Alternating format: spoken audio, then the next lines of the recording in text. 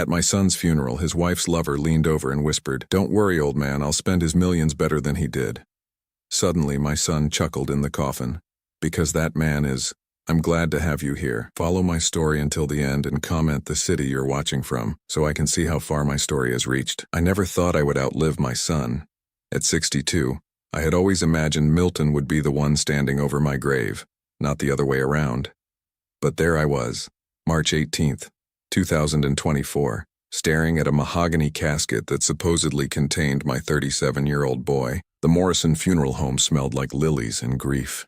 The air was thick with whispered condolences and the rustle of black fabric. I stood in the front row, my hands clasped so tightly my knuckles had gone white. Milton's wife, Mallory, sat beside me, dabbing at her eyes with a tissue that seemed more for show than actual tears. 3 days earlier, I had received the call that shattered my world. Milton had suffered a massive heart attack at his office. By the time paramedics arrived, it was too late. 37 years old, healthy as a horse, dead from cardiac arrest. The doctor said it happens sometimes, especially with the stress of running a $12 million business empire. I should have been devastated, I should have been broken, but standing there, listening to the pastor drone on about eternal rest and heavenly peace, something felt wrong, not just the obvious wrongness of burying your child, but something else, something I couldn't quite put my finger on. The guest list was extensive. Milton had been well loved in the business community, respected by colleagues, cherished by friends. At least, that's what I had always believed. But as I watched people file past the casket, offering their hollow words of comfort, I began to notice things. Mallory's grief seemed calculated. She cried at precisely the right moments, accepted condolences with the perfect amount of dignity, and somehow managed to look devastatingly beautiful in her black designer dress. For a woman who had just lost her husband of 9 years, she seemed remarkably composed. Then there was Derek Morrison, Milton's business partner and Mallory's supposed friend. He stood near the back of the room, his eyes not on the casket but on Mallory. Every time she moved, his gaze followed. When she spoke to other guests, he listened intently. When she touched her hair nervously, he leaned forward slightly, as if connected to her by some invisible string. I had met Derek dozens of times over the years. He was Milton's right hand at the company, the man who handled the financial side while my son focused on operations. A smooth talker with perfectly styled hair and expensive suits, Derek had always struck me as the type of man who measured everything by its potential value. The service dragged on. People shared memories of Milton that sounded rehearsed, sanitized versions of a life I knew had been much more complex. My son had been passionate, sometimes reckless, fiercely loyal to those he loved. But listening to these speeches, you would think he was some kind of saint who never raised his voice or made a questionable decision. When it came time for the family to say their final goodbyes, I found myself walking toward the casket with leaden feet. Milton looked peaceful, his hands folded over his chest, wearing the navy suit I had bought him for his wedding day. His face was pale but serene, younger somehow than his 37 years. I leaned down and whispered, "I'm going to miss you, son. I'm sorry I couldn't protect you." As I stepped back, Mallory approached the casket. Her performance was flawless, the grieving widow saying goodbye to her beloved husband. She placed a single white rose on his chest and murmured something I couldn't hear. Then Derek appeared beside me. I hadn't noticed him approaching, but suddenly he was there, close enough that I could smell his expensive cologne. He leaned toward my ear, and what he said next changed everything. "Don't worry, old man," he whispered, his voice barely audible but dripping with satisfaction. "I'll spend his millions better than he ever did." The words hit me like a physical blow. I turned to stare at Derek, but his expression was neutral, almost bored. Had I misheard? Had grief finally driven me to hallucinations? But then something impossible happened. From inside the casket came a sound that made my blood freeze. A soft chuckle, quiet, barely perceptible, but unmistakably Milton's laugh. I gripped the edge of the casket, my heart hammering against my ribs. Derek had heard it too. His face had gone pale, and he took a quick step backward. Around us, the funeral continued, no one else seeming to notice anything unusual. "Did you?" I started to ask Derek, but he was already walking away, moving quickly toward the exit. I stared down at Milton's still face, searching for any sign of movement. Nothing. His chest didn't rise or fall. His eyelids didn't flutter. He looked exactly like what he was supposed to be, a dead man. But I knew what I had heard, that soft, knowing chuckle that meant Milton found something amusing. It was the same laugh he had used as a child when he knew a secret that adults hadn't figured out yet. The same laugh he had made when he beat me at chess for the first time. The same laugh that meant he was 3 steps ahead of everyone else in the room. The rest of the service passed in a blur. I went through the motions of accepting condolences, shaking hands, nodding at appropriate moments. But my mind was racing. Derek's whispered words kept echoing in my head. I'll spend his millions better than he ever did. What did that mean? And how could Milton have laughed when he was supposed to be dead? As the funeral home began to empty, I found myself alone with the casket for a moment. Mallory was outside, graciously accepting flowers and condolences from the last few guests. The funeral director was busy with arrangements for the burial the next day.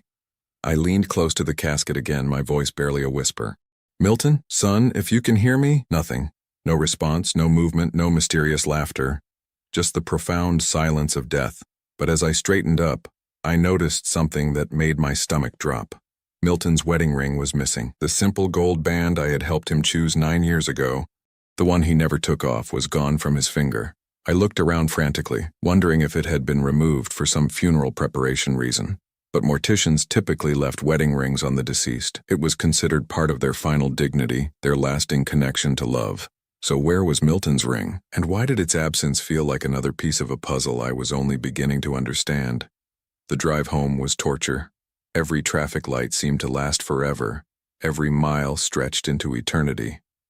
I kept replaying the events at the funeral home, trying to make sense of what I had experienced. Derek's cruel whisper, Milton's impossible laughter, the missing wedding ring.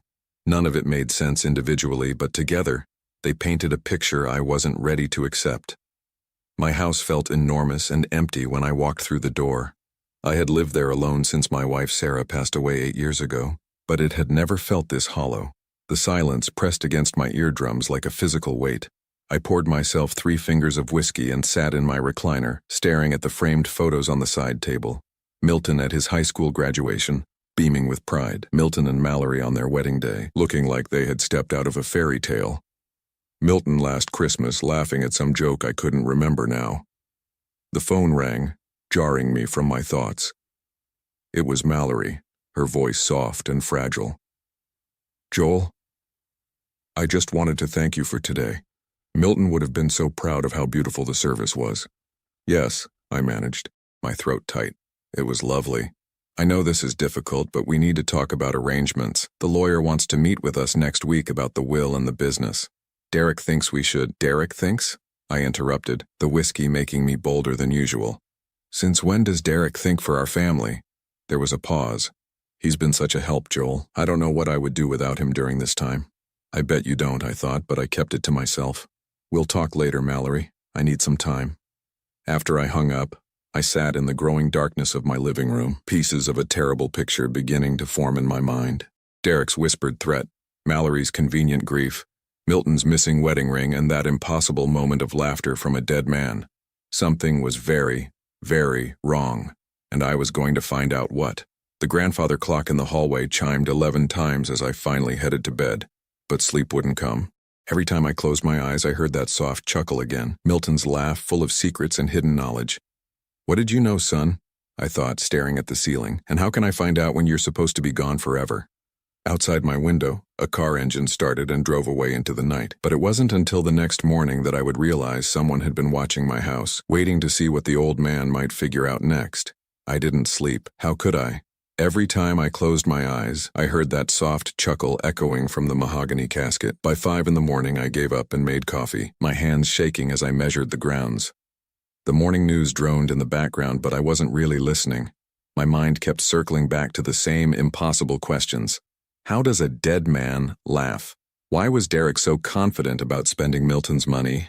And where was my son's wedding ring? I needed answers, and I knew where to start. St. Mary's Hospital sat on the outskirts of town like a concrete fortress against human suffering. I had driven past it countless times over the years, but never imagined I would be walking through its doors seeking answers about my son's death. The information desk was staffed by a tired-looking woman with kind eyes who directed me to the cardiac unit. My shoes echoed against the polished floors as I made my way through corridors that smelled of disinfectant and barely suppressed despair. Dr. Patricia Wells was the attending physician who had pronounced Milton dead. She was younger than I expected, probably in her early 40s, with prematurely gray hair pulled back in a neat bun. When I introduced myself as Milton's father, her expression immediately softened with practiced sympathy. "Mr. Holloway, I'm so sorry for your loss. Your son was brought in too late for us to do anything. By all accounts, it was very sudden. I need to understand what happened, I said, settling into the uncomfortable plastic chair across from her desk. Milton was healthy. He exercised regularly, didn't smoke, barely drank. How does a 37-year-old man just drop dead from a heart attack? Dr. Wells pulled up Milton's file on her computer, her brow furrowing slightly as she read. Sometimes these things happen without warning. Stress can be a major factor. Was your son under any particular pressure lately? I thought about that. Milton had always been driven, but lately he had seemed different, more secretive. He would cut phone calls short when I entered the room, claim he was too busy to have our usual Sunday dinners. I had attributed it to the normal pressures of running a business, but now I wondered if there had been something more. Can you tell me who brought him in? I asked. His business partner, Derek Morrison. He said he found Mr. Holloway collapsed in his office around 6:30 in the evening. And you didn't find that odd? That Derek happened to be there so late? Dr. Wells looked uncomfortable. Mr. Holloway, I understand you're looking for answers, but sometimes there simply aren't satisfying explanations for tragedy. I leaned forward. Doctor, humor me. In your medical opinion, is there anything about my son's case that struck you as unusual? She was quiet for a long moment, her fingers drumming against the desk. Finally, she sighed. The only thing that seemed odd was how quickly rigor mortis set in. Usually it takes several hours, but your son's body showed signs of rigidity much sooner than normal. What would cause that? Extreme physical exertion before death. Certain medications, environmental factors. She paused. Or if the time of death was incorrect, my blood ran cold. Incorrect how? If someone had died earlier than reported and the body was kept in cold storage, it might explain the accelerated rigor mortis. She shook her head quickly. But that's highly unlikely in this situation. I thanked Dr. Wells and left the hospital with more questions than answers. If Milton had died earlier than reported, that would mean Derek had lied about finding him at 6:30. But why would he do that? And how would he have kept Milton's body cold? My next stop was Milton's office building, a gleaming 20-story structure in the heart of the business district. The elevator carried me to the 15th floor, where Holloway Morrison Enterprises occupied the entire level. The receptionist, a young woman named Jennifer, whom I had met at several company Christmas parties, looked surprised to see me. Mr. Holloway, I didn't expect... we're all so sorry about Milton. Thank you, Jennifer. I was wondering if I could take a look at Milton's office. There might be some personal items. She glanced nervously toward the corner office. I'm sorry, but Mr. Morrison said the office was off limits until the lawyers sort everything out. Derek said that?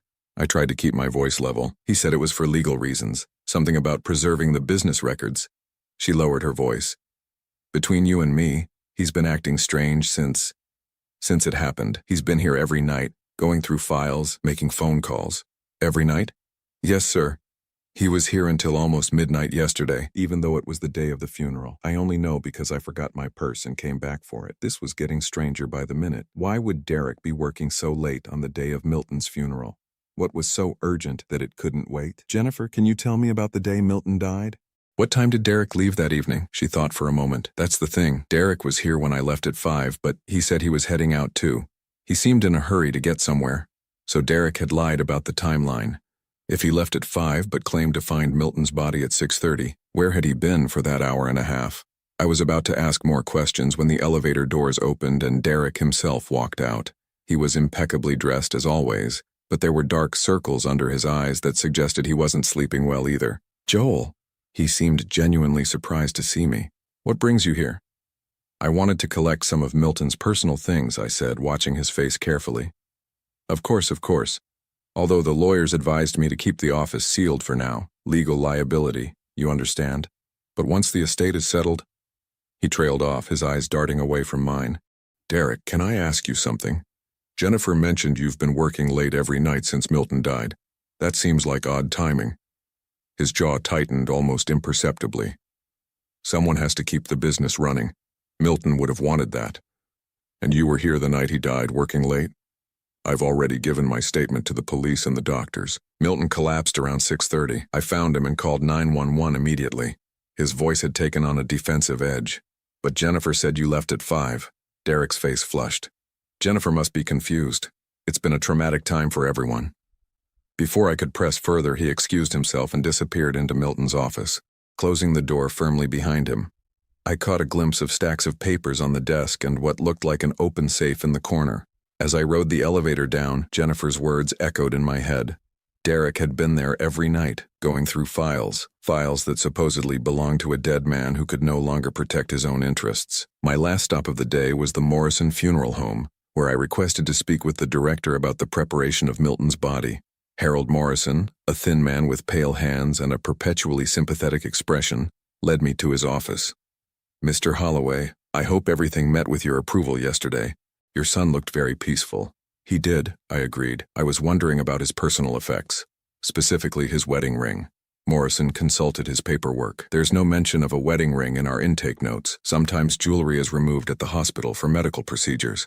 But wouldn't it have been returned?" "Typically, yes, unless—" He paused, looking uncomfortable. "Unless what?" "Unless the family requested its removal for safekeeping. Sometimes valuable pieces are given to the spouse before the service, so Mallory could have taken Milton's ring. But why?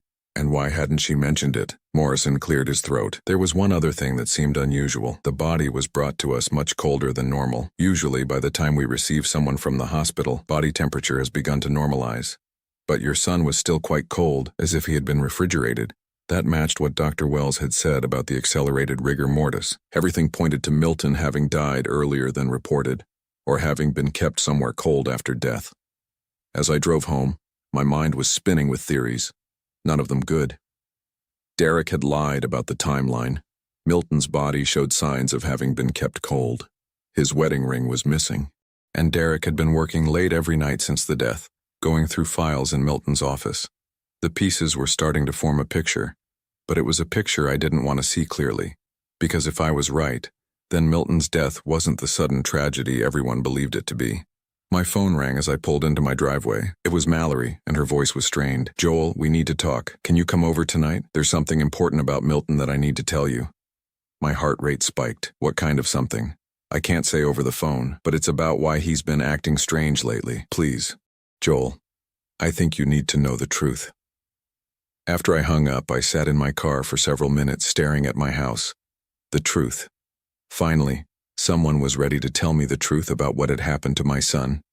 But as I walked toward my front door, I couldn't shake the feeling that the truth might be worse than anything I'd imagined. Because if Milton really had been acting strange lately, if there really were secrets he had been keeping, then maybe his death wasn't the random tragedy it appeared to be. Maybe someone had wanted my son dead, and maybe that someone was now preparing to inherit everything he had worked for. The key turned in my lock with a soft click, and I stepped into my empty house wondering if I was strong enough to handle whatever Mallory was about to tell me. Outside, darkness was falling, and somewhere in the city, Derek Morrison was probably going through more of my dead son's files, looking for whatever he needed to secure his claim to $12 million. But there was something Derek didn't know yet, something I was just beginning to understand. Dead men don't laugh. And if Milton had laughed in that casket, then maybe, just maybe, he wasn't as dead as everyone believed. Mallory's house sat on Elm Street like a monument to success. Milton had bought it for her 3 years ago, a sprawling colonial with perfectly manicured gardens and windows that gleamed even in the dim evening light. I had always felt uncomfortable there, surrounded by expensive furniture and artwork that seemed chosen more for their price tags than any emotional connection. Tonight, that discomfort felt magnified tenfold.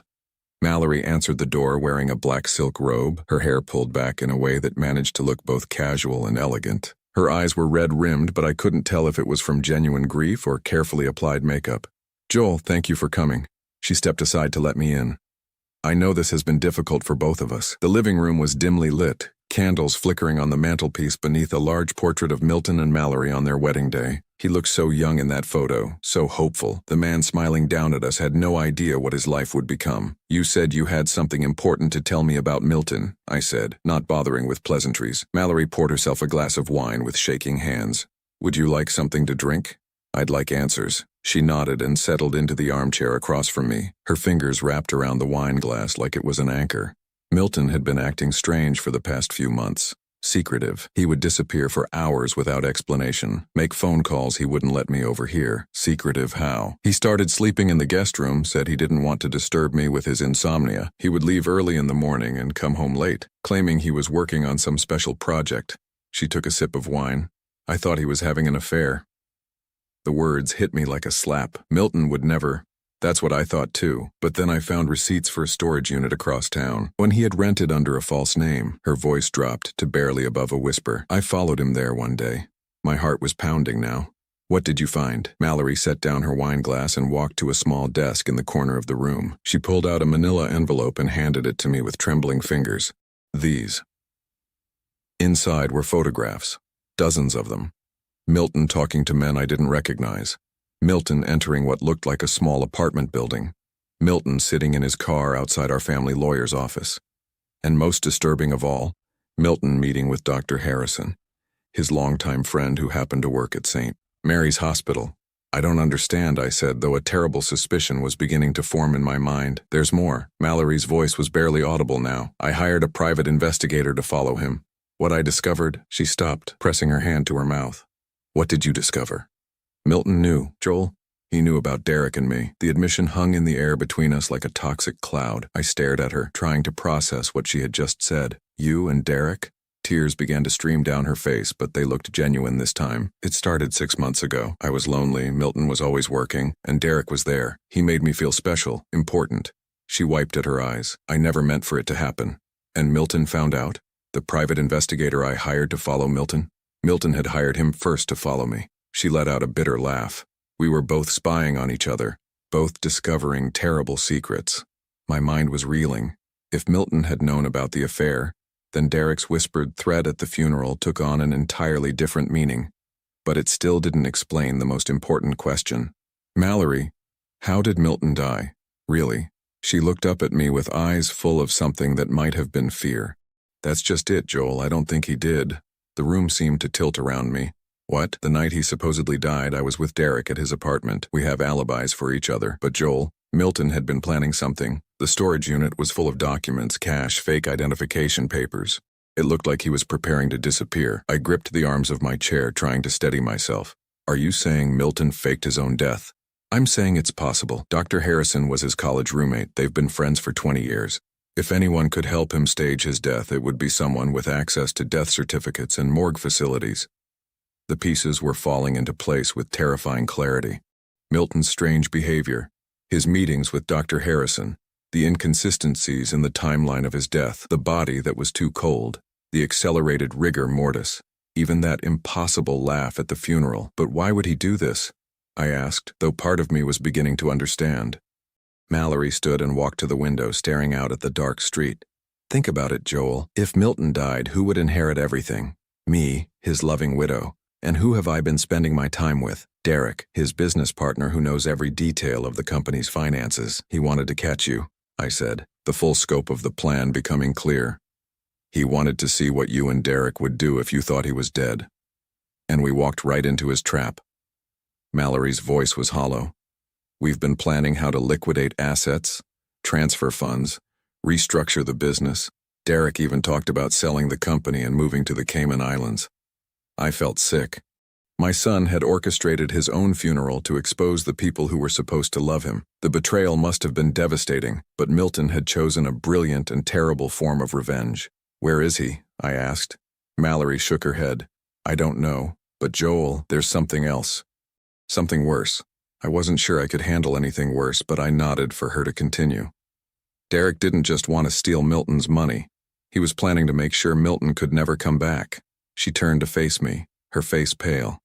He's been researching ways to have Milton declared legally dead as quickly as possible. And he's been asking questions about you too. About me, your health, your finances, whether you have a will. Derek sees you as the only obstacle to complete control of Milton's estate. Her voice dropped to a whisper. I think he was planning to arrange an accident for you too. The full horror of the situation hit me like a physical blow. Derek hadn't just been betraying Milton with his wife. He had been planning to murder both of us for money. And Milton, somehow knowing this, had decided to fake his death to expose the conspiracy before it could destroy what was left of our family. We have to find him, I said, standing up. We have to warn him that Derek is planning something. There's one more thing, Mallory said, reaching into the desk drawer again. She pulled out a small key. I found this hidden in Milton's office at home. I think it might be to the storage unit. I took the key, my hands shaking. The address? She wrote it down on a piece of paper. Joel, what if we're wrong? What if Milton really is dead and we're just grasping at conspiracy theories because we can't accept the truth? I thought about that laugh I had heard at the funeral, soft, knowing, unmistakably my son's. Then we'll know for sure. But if he's alive and in danger, we're the only ones who can help him. As I drove across town toward the storage facility, my mind was spinning with questions and fears. If Milton was alive, why hadn't he contacted me? How long had he been planning this elaborate deception? And most importantly, what was his endgame? The storage facility sat on the outskirts of town, a collection of metal buildings surrounded by chain-link fence. It was nearly 10 o'clock, and the place was deserted except for a single security guard who barely looked up from his magazine as I drove through the gate. Unit number 73 was in the back row, hidden from the main road. My hands were shaking as I inserted the key into the lock. It turned easily, and the metal door rolled up with a rusty squeal. What I found inside confirmed my worst fears and greatest hopes. The unit was set up like a command center. Corkboards covered with photographs and documents lined the walls. A small desk held stacks of legal papers, financial records, and what looked like surveillance equipment. But most telling of all was the small refrigerator in the corner, humming quietly in the darkness. I opened it and found vials of some kind of medication, along with detailed instructions in Milton's handwriting. The label read, "Temporary paralysis agent, mimics cardiac arrest symptoms." My son had drugged himself to fake his own death. I was still staring at the vials when I heard footsteps behind me. I spun around expecting to see Milton emerging from the shadows. Instead, Derek stood in the doorway, his expensive suit rumpled, his usually perfect hair disheveled, and in his hand was a gun pointed directly at my chest. "Hello, Joel," he said, his voice cold and calculating. "I was wondering when you would find this place. Milton always said you were too smart for your own good." My mouth went dry. "Derek, what are you doing here?" He smiled, but it didn't reach his eyes. "The same thing you are, I imagine, looking for answers about our dear departed Milton." He stepped into the storage unit, forcing me backward. "The difference is I already found what I was looking for, and what was that? Proof that your son is a very clever, very dangerous man who needs to be stopped before he ruins everything." Derek's finger moved to the trigger. "The question is, Joel, are you going to help me find him, or are you going to be another problem I need to solve?" I looked into Derek's eyes and saw something that chilled me to the bone. This wasn't just about money anymore. This was about a man who had been backed into a corner and was willing to kill to protect his secrets. And somewhere out there, my son was alive but in terrible danger, unaware that his carefully laid plans had been discovered by the very man who wanted him dead. The gun in Derek's hand looked enormous in the dim light of the storage unit. I had never stared down the barrel of a weapon before, and the experience was surreal, like watching a movie where I was both the audience and the victim. "You don't want to do this," I said, surprised by how steady my voice sounded. Derek laughed, but it was nothing like Milton's warm chuckle. This was sharp, bitter. The sound of a man who had already crossed too many lines to worry about one more. "You're right, I don't want to, but your son has forced my hand. Milton is dead," I said, testing him. "Please, Joel, don't insult my intelligence." Derek gestured at the medical equipment surrounding us. "Your boy staged quite an elaborate performance. Temporary paralysis drugs, a friend in the hospital willing to falsify records, even a complicit funeral director. It's impressive, really." My heart sank. If Derek knew all this, then Milton was in more danger than I had imagined. "How long have you known?" I started suspecting something when the will reading was postponed. Milton's lawyer claimed there were irregularities in the documentation, but I knew better. Derek's smile was predatory. So I did what any good business partner would do. I investigated and found this place. Among other things, your son has been very busy these past few months. Did you know he moved $12 million out of his accounts 3 weeks before his supposed death? Very convenient timing. The number hit me like a physical blow. Milton's entire fortune gone. Where did he move it? That's what we're going to find out. Derek reached into his jacket pocket with his free hand and pulled out a cell phone. "You're going to call him. I don't know how to reach him." "Oh, but you do." Derek's voice was patient, like he was explaining something to a slow child. "Milton left you a way to contact him. He's too sentimental not to include Daddy in his grand plan." I thought about that and realized Derek was probably right. If Milton had faked his death, he wouldn't have left me completely in the dark. There had to be some way for us to communicate, some signal I was supposed to recognize. Then it hit me. The grandfather clock in my hallway had been chiming at odd times lately. I had assumed it needed repair, but what if Milton had tampered with it? What if those irregular chimes were actually a code? Derek must have seen something in my expression because his grip on the gun tightened. "There we go." "You figured it out, haven't you?" Before I could answer, Derek's phone buzzed. He glanced at it, and his face went pale. Well, speak of the devil. He held up the phone so I could see the screen.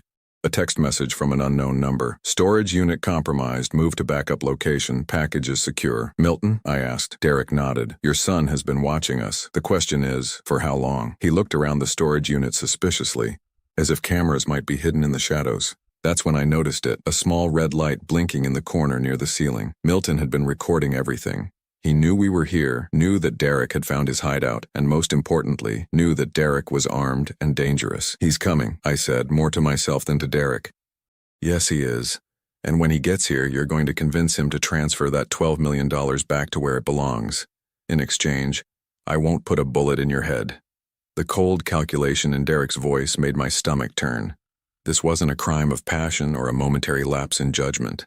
This was a man who had been planning murder for money, who saw human lives as obstacles to be removed. "What about Mallory?"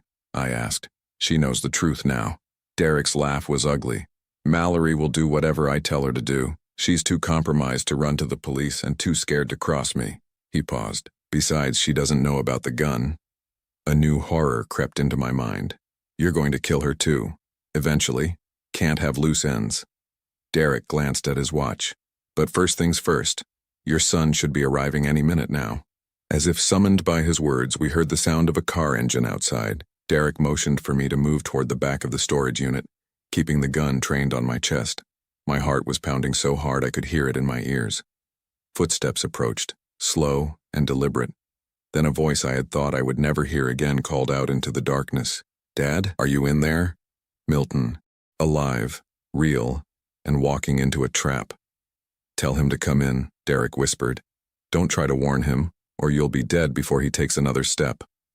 I opened my mouth, but the words wouldn't come. How could I lure my son into danger? How could I be the bait in his own destruction? "Dad?" Milton's voice was closer now, just outside the storage unit. "I'm here," I finally called out, my voice cracking. "I'm here, son." Milton appeared in the doorway, and for a moment I forgot about the gun, forgot about Derek, forgot about everything except the overwhelming relief of seeing my child alive. He looked thinner than before. His hair was longer, and there were new lines around his eyes that spoke of stress and sleepless nights. But it was unmistakably him. "Jesus, Dad, when I saw Derek's car, I thought—" Milton stopped mid-sentence as he noticed Derek standing in the shadows. "Oh. Hello, Milton." Derek stepped forward, keeping the gun pointed at me but clearly visible to my son. "Quite a performance you put on." I was almost convinced. Milton's eyes darted between Derek and me, calculating rapidly. "Let him go, Derek. This is between you and me. Actually, it's between me and $12 million that rightfully belongs to the company. Your little disappearing act doesn't change the terms of our partnership agreement." "Partnership?" Milton laughed, and for the first time I heard real bitterness in his voice. "You mean your plan to steal everything I built while sleeping with my wife?" Derek's face flushed. "Mallory came to me, Milton. She was lonely, neglected. You were so busy playing business mogul that you forgot you had a wife." "I knew about the affair for months," Milton said quietly. "I also knew you were planning to have me killed." The admission hung in the air like a bomb. Derek's hand wavered slightly, surprise flickering across his features. "That's impossible." Milton reached into his jacket pocket slowly, keeping his movements visible. He pulled out a small recording device. "August 15th, 2024. You and Mallory in your apartment discussing how to arrange an accident for me. Something that would look natural but happen soon enough that you could liquidate the business assets before anyone started asking questions." Derek's face had gone white. "You were supposed to be dead. Funny thing about death, it gives you a lot of time to think and plan." Milton's voice was calm, almost conversational. "Did you really think I would just roll over and let you destroy everything? Let you hurt my father?" "Your father was next on the list," Derek said, his desperation making him cruel. "Old man has a heart condition, doesn't he? Grief over losing his son, too much stress.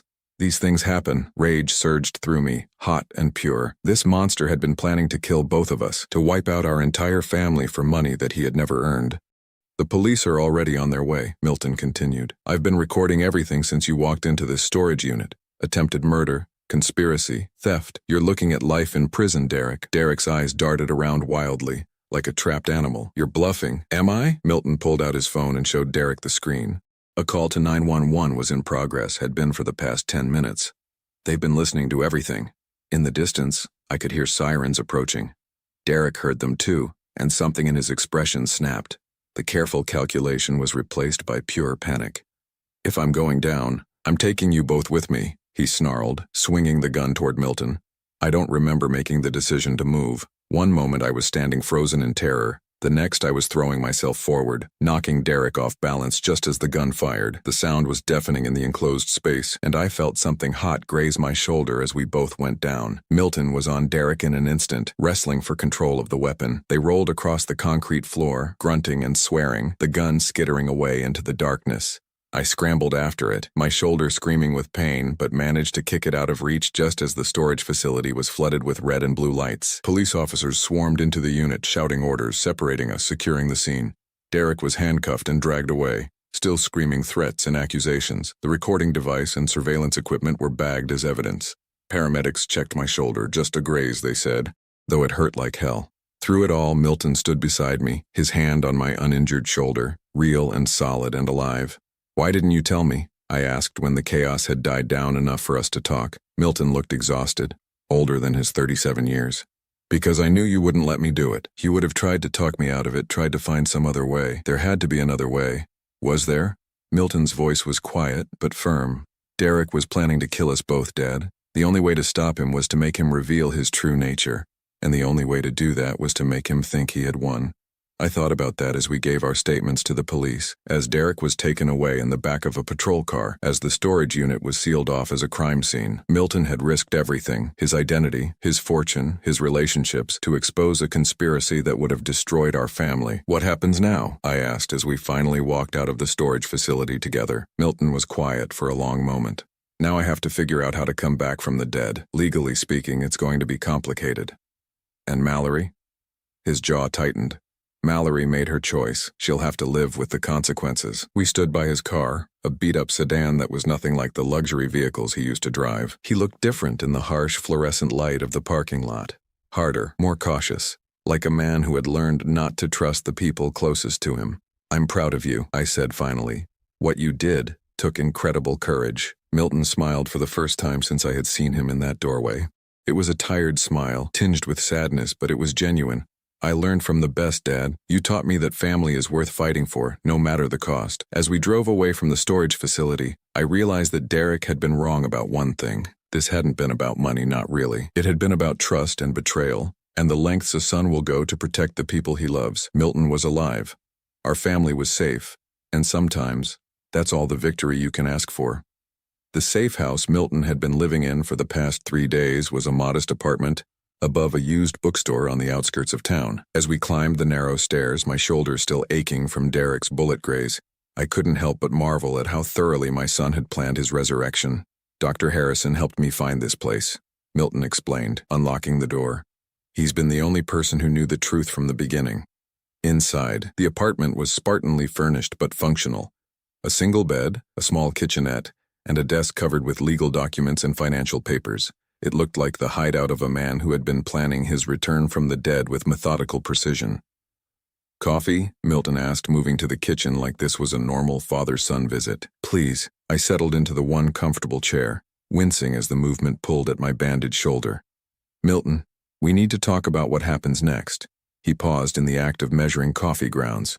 "I know what you're going to say, Dad, that I should have trusted you from the beginning, that we could have found another way. Actually, I was going to say that I understand why you did it."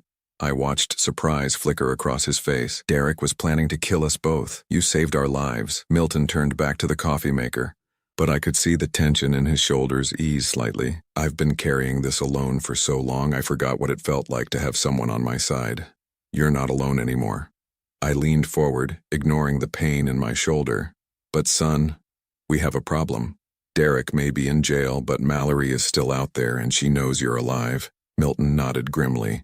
"I've been thinking about that. She's going to be desperate now. With Derek arrested and the conspiracy exposed, she's facing fraud charges, conspiracy charges, possibly accessory to attempted murder. What do you think she'll do? Run." Milton brought me a steaming cup of coffee and sat across from me. "But first she'll try to grab whatever money she can get her hands on. I transferred the $12 million to an offshore account, but she still has access to our joint accounts, the house, some investments. I sipped the coffee, thinking, how much are we talking about? Maybe $800,000. Total. Not enough to disappear forever, but enough to buy her some time. Milton's expression was grim. The problem is, she's not thinking rationally. People in her position make stupid, dangerous decisions. As if summoned by his words, Milton's phone buzzed. He glanced at the screen and his face went pale. What is it? He held up the phone so I could see. A text message from Mallory. I know you're alive. Meet me at the house in 1 hour or I burn it all down. Burn what down? I asked. Milton was already moving toward a filing cabinet in the corner. He pulled out a thick folder and spread photographs across the desk. Before I faked my death, I gathered evidence of everything Derek and Mallory had been doing. Financial records, audio recordings, photographs of their meetings. He pointed to one particular photo showing Derek handing Mallory a large envelope, including evidence of other crimes. My stomach dropped. What other crimes? Derek has been embezzling from the company for over 2 years. Small amounts at first, but it escalated. I estimate he stole close to $3 million. Milton's voice was tight with controlled anger. Mallory knew about it. She helped him hide the money in accounts under her maiden name. And she's threatening to destroy the evidence? More than that. She's threatening to destroy everything. Financial records, business documents, anything that could implicate her or Derek. Milton ran his hands through his hair. If she destroys that evidence, Derek might be able to get the charges reduced. He could claim he was acting alone, that the murder plot was just him going rogue. I understood the implications immediately. Without the evidence of the larger conspiracy, Derek might serve only a few years for attempted assault. He could be free while Milton and I were still looking over our shoulders. We can't let that happen, I said. Milton looked at me with something that might have been pride. I was hoping you'd say that. But Dad, this is dangerous. If we confront her, she might do something desperate. She's already doing something desperate. I stood up, testing my shoulder. The pain was manageable. What's your plan? Milton spread out a hand-drawn map of the house on Elm Street. She's expecting me to come alone, probably hoping to manipulate me one last time. But what if I don't show up alone? You want me to come with you? I want you to be my backup. There's a side entrance to the house through the garden. While I'm talking to her in the living room, you can secure the evidence from my home office. Milton pointed to a room on the second floor of the house. Everything important is in a fireproof safe behind the bookshelf. I studied the map, thinking through the logistics. What if she's armed? She's not the type. Mallory's weapon has always been manipulation, not violence. But if things go wrong... Milton pulled out his phone and showed me an app. I'll have a direct line to Detective Rodriguez. One button press and the police will be on their way. It wasn't a perfect plan, but it was better than letting Mallory destroy evidence that could put Derek away for decades. And honestly, part of me wanted to confront her. This woman had betrayed my son, conspired to kill us both, and was now trying to escape justice by burning everything down. All right, I said, but we do this smart, no unnecessary risks. Milton smiled, and for the first time since his supposed death, it looked genuinely happy. Thanks, Dad, for everything. An hour later, we were parked down the street from the house on Elm Street. From the outside, it looked exactly the same as it had during happier times.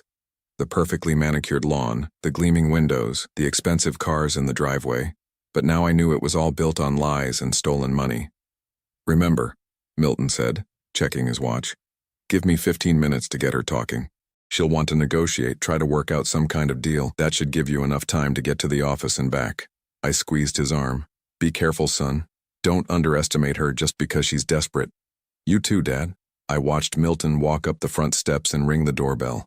Even from a distance, I could see Mallory's silhouette in the window, could sense the tension in the air. Then the door opened and Milton disappeared inside. I counted to 60, then made my way around to the garden entrance. Milton had given me his spare key months ago, back when I used to help him with yard work on weekends. It seemed like a lifetime ago now.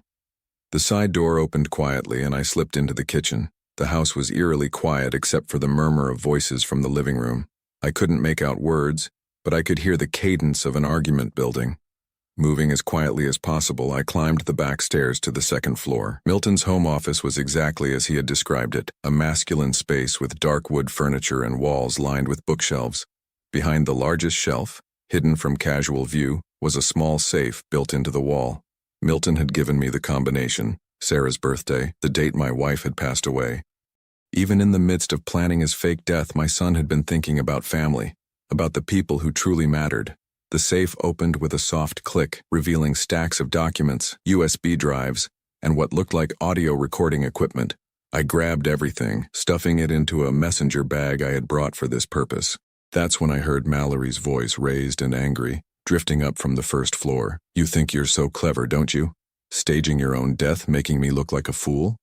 Milton's response was too quiet to hear, but it must have enraged her because her next words were shouted. Well, guess what, husband? I have a few surprises of my own. The sound of something heavy hitting the floor made my blood run cold. I abandoned stealth and rushed toward the stairs, the bag of evidence clutched against my chest. In the living room, I found Milton backed against the fireplace, his hands raised in a gesture of surrender. Mallory stood 10 feet away, and in her hands was not a gun, but something almost worse, a can of gasoline and a cigarette lighter. Hello, Joel, she said without turning around. I was wondering when you would show up. Milton always was a daddy's boy. The smell of gasoline was overwhelming. She had doused the entire living room, the expensive furniture, the Persian rugs, the family photographs that lined the mantelpiece. One spark and the whole place would go up in flames. Mallory, I said carefully, put down the lighter. We can work this out. She laughed, a sound like breaking glass. Work it out? Your son ruined my life. My husband is in jail because of his sick little game. Derek is in jail because he tried to kill us, Milton said, his voice steady despite the danger. Derek loved me. Mallory's composure cracked, revealing the hysteria underneath. He was going to take care of me, give me the life I deserved, and you destroyed it all with your paranoid fantasies. I saw Milton's hand inch toward his phone, but Mallory noticed too. Don't even think about it. I see that phone come out and I burn this place down with all of us inside. She flicked the lighter, and a small flame danced in her fingers. You want your precious evidence, your financial records and audio recordings?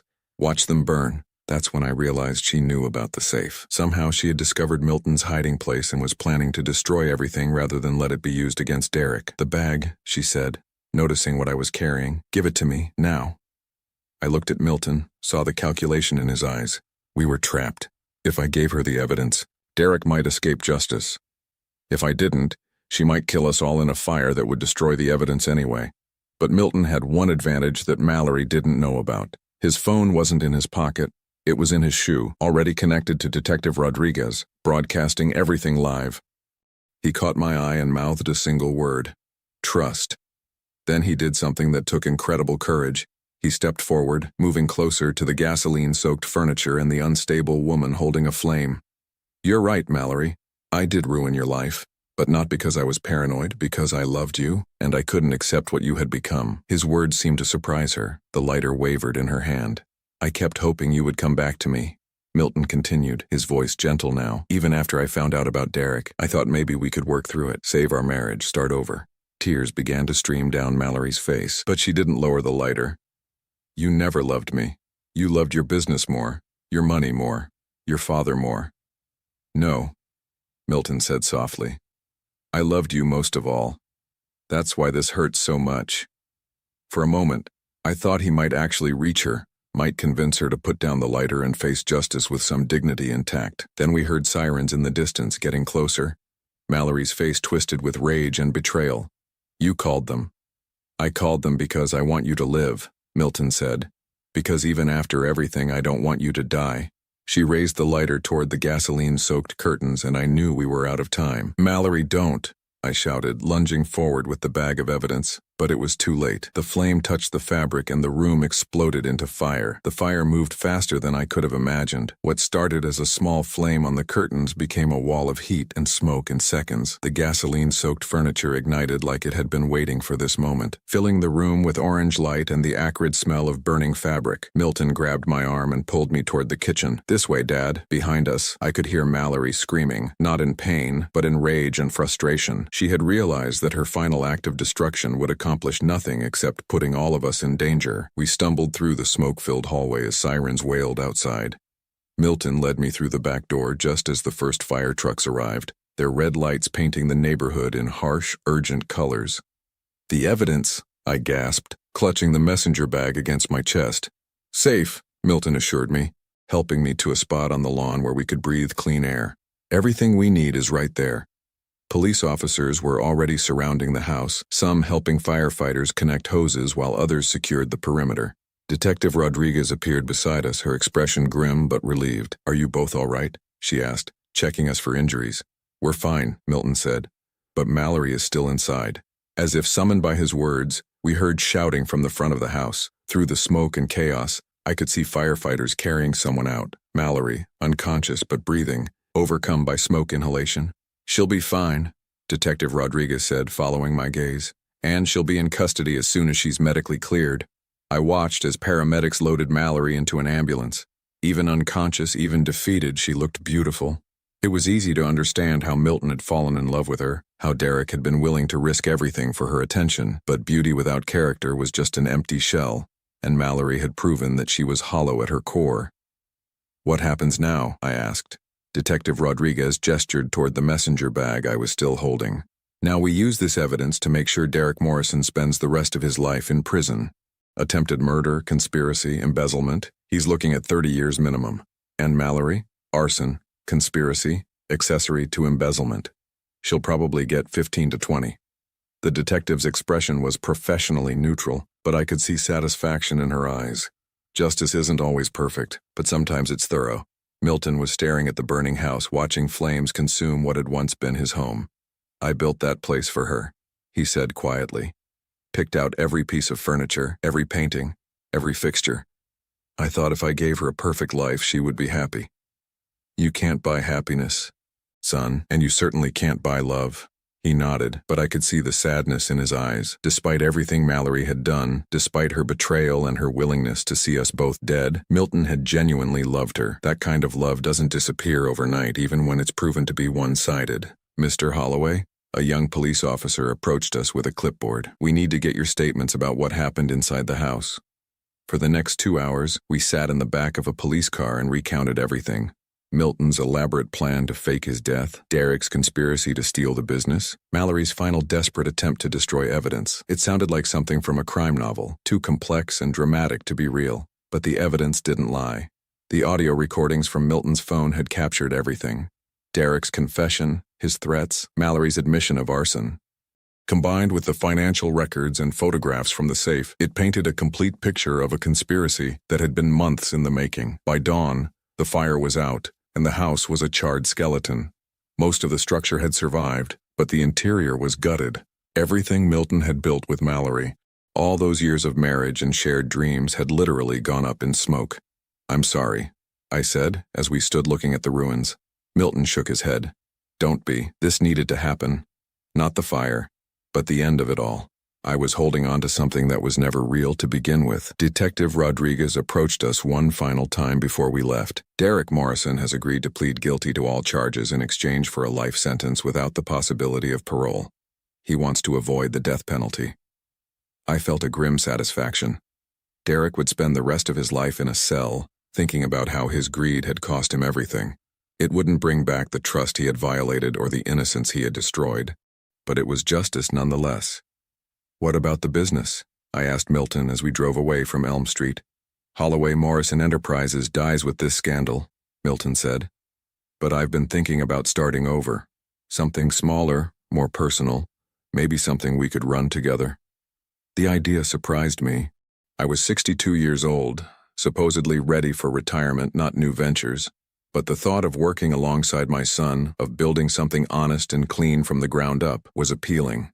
"What did you have in mind?" Milton smiled, and for the first time in months, it reached his eyes. "Security consulting. Help people protect themselves from the kind of betrayal we just went through. We've certainly learned enough about the subject. Over the next few weeks, as the legal proceedings moved forward and the media attention died down, Milton and I began planning our new life. He moved into the spare bedroom of my house while he sorted out his legal resurrection. Apparently, coming back from the dead requires an enormous amount of paperwork. The $12 million he had hidden offshore became the seed money for our new company. Holloway Security Consulting specialized in background checks, fraud prevention, and threat assessment. Our first clients were small business owners who had heard about our story and wanted protection from their own potential Derek Morrisons. We hired Dr. Harrison as our medical consultant. His expertise in recognizing the signs of poisoning and drug-induced illness proved valuable in several cases. Jennifer, Milton's former receptionist, came to work for us as office manager. She said she had always suspected something was wrong with Derek's timeline the day Milton died, and she was excited to be part of something that helped people instead of exploiting them. 3 months after the fire, I was in our new office reviewing a case file when Milton knocked on my door. "Dad, you have a visitor." I looked up to see a woman standing behind him, tall, dark-haired, with intelligent eyes and a warm smile. She looked like someone who had seen trouble but hadn't let it break her. "This is Sarah Chen," Milton said. "She's a forensic accountant who worked on the Derek Morrison case. She's also—" He paused, and I was surprised to see him blush slightly. "She's someone I've been spending time with." I stood to shake her hand, studying her face. She met my gaze directly, no deception or manipulation in her expression. After Mallory, I had wondered if Milton would ever trust another woman, but Sarah Chen looked like someone worth trusting. "It's nice to meet you, Mr. Holloway. Milton talks about you constantly." "Please, call me Joel, and thank you for your work on the case. I know it couldn't have been easy sorting through Derek's web of lies. Actually, it was satisfying," she said with a slight smile. "I specialize in financial fraud cases, and Derek Morrison was one of the most thorough criminals I've ever investigated. It felt good to see justice served." We talked for a few minutes about the case, about our new business, about Milton's adjustment to being alive again. Sarah was clearly intelligent and principled, and the way she looked at Milton suggested genuine affection rather than gold-digging opportunism. After she left, Milton lingered in my office. "She seems wonderful," I said. "She is. Dad, I know it's soon after everything that happened, but Sarah makes me feel like I can trust again, like I can build something real with someone." I thought about that. 6 months ago, Milton had been married to a woman who was planning to kill him. Now he was slowly learning to open his heart to someone new. It took courage to love again after betrayal, especially betrayal that deep. "Trust your instincts, son. You've earned the right to be happy." That evening, I sat on my back porch with a glass of wine, watching the sunset paint the sky in shades of gold and orange. My shoulder had healed completely, leaving only a thin scar as a reminder of that night in the storage unit. The physical healing had been easier than the emotional healing, but both had progressed in their own time. My phone buzzed with a text message from Detective Rodriguez. "Derek Morrison died in prison today. Heart attack. Thought you should know." I stared at the message for a long time. Derek had been 41 years old, healthy except for his greed and cruelty. A heart attack seemed almost poetic. The man who had been planning to fake Milton's cardiac arrest had died of the real thing. I didn't feel satisfaction at the news, just a quiet sense of closure. Derek Morrison would never hurt anyone again. The debt had been paid, the scales balanced. Milton found me on the porch an hour later, holding his own glass of wine. "Detective Rodriguez called me too," he said, settling into the chair beside me. "How do you feel about it?" I considered the question, relieved, I think, and grateful. Grateful? That we survived, that we found each other again, that we learned who our real family is. I raised my glass toward the darkening sky. "To second chances, son." Milton clinked his glass against mine. "To second chances, Dad, and to the people who deserve them." We sat in comfortable silence as night fell around us. Somewhere in the distance I could hear the sound of traffic, of life continuing its normal rhythms. But here on my porch, with my son alive and safe beside me, the world felt peaceful for the first time in months. The grandfather clock in my hallway chimed 9 times, its rhythm steady and true. Milton had fixed the mechanism when he moved back in, returning it to its proper function. No more codes, no more secrets, just time moving forward as it should. I thought about Mallory sometimes, serving her sentence in a women's prison 3 hours north of here. The newspapers said she had become a model prisoner, working in the library, taking correspondence courses. Maybe she was finally learning who she was when she wasn't performing for someone else's benefit. I hoped so. Not because I forgave her. Forgiveness was Milton's choice to make, not mine. But because hatred was a poison that hurt the person carrying it more than its target, I had learned to let go of my anger, not for her sake, but for my own peace of mind. As for Derek, he had made his choices and paid the price. His story was over, but ours was just beginning. "Dad?" Milton's voice pulled me from my thoughts. "Yes, son?" "Thank you for believing in me, for trusting my plan, for risking your life to help me. I know it wasn't easy." I reached over and squeezed his shoulder, feeling the solid reality of him under my palm. "That's what family does, Milton. We protect each other, no matter the cost." He smiled, and in the porch light he looked young again, not the haunted man who had faked his own death, but the boy who used to help me with yard work on Sunday afternoons, who brought me coffee when I worked late, who called me every week just to check in. That boy had grown into a man who was capable of incredible courage and careful planning, a man who could love deeply and forgive grudgingly, A man who understood that sometimes the only way to save your family is to risk everything to protect it. The stars were coming out now, tiny points of light in the vast darkness. But darkness wasn't scary when you weren't facing it alone. And for the first time since that terrible day at the funeral home, I felt truly hopeful about the future. Milton was alive. Our family was safe. And sometimes, that's all the victory you can ask for.